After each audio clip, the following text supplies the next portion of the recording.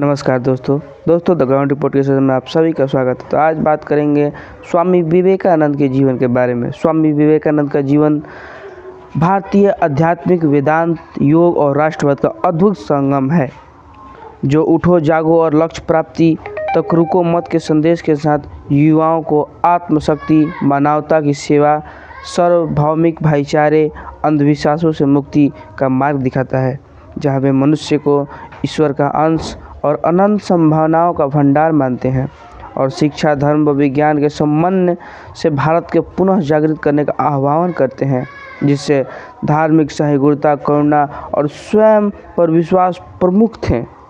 12 जनवरी 1863 को कोलकाता में नरेंद्र नाथ दत्त के रूप में वे जन्मे। तत्काल का कलकत्ता वहाँ का शहर है। वे एक कुलीन परिवार से थे। बचपन से ही विलक्षण थे। पश्चिमी दर्शन, संस्कृत, इतिहास और विज्ञान में गहरी रुचि रखते थे। उनके जीवन में तब मोड़ आया जब वे अपने गुरु रामकृष्ण परमहंस से मिले। गुरु ने उन्हें सिखाया कि सभी धर्म एक ही लक्ष्य को भिन्न भिन्न मार्गों और हर मनुष्य ईश्वर का अंश है।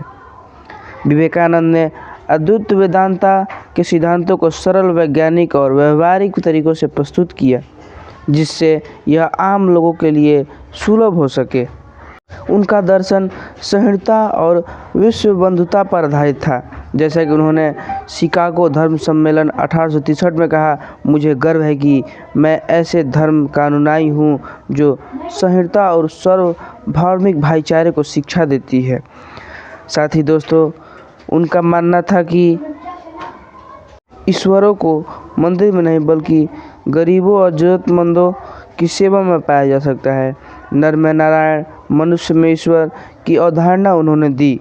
उन्होंने युवाओं को आह्वान किया कि वे भारत की महान सांस्कृतिक और आध्यात्मिक को जगाएं और देश को महान बनाएं। साथ ही भारत की महान संस्कृति और आध्यात्मिकता को आगे लेकर बढ़ें और देश को अंधविश्वास, भेदभाव और गरीबी से मुक्त करें। उनका मूल मंत्र था कि युवा शक्ति ही देश का भविष्य है। उन्होंने युवाओं को साहसी, आत्मविश्वासी और कर्मठ बनने के लिए प्रेरित किया। वे चाहते थे कि शिक्षा ऐसी हो जो चरित्र निर्माण करे और युवाओं को वैज्ञानिक व तकनीकी ज्ञान से लैस करके, ताकि वह आत्मनिर्भर बन सके। तुम्हारी अपनी आत्मकथा के अलावा कोई अन्य शिक्षक नहीं है।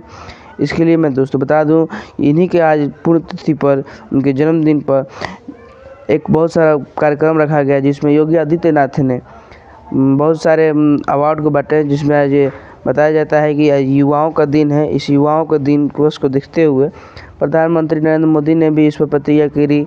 लोकसभा में नेता प्रतिपक्ष राहुल गांधी ने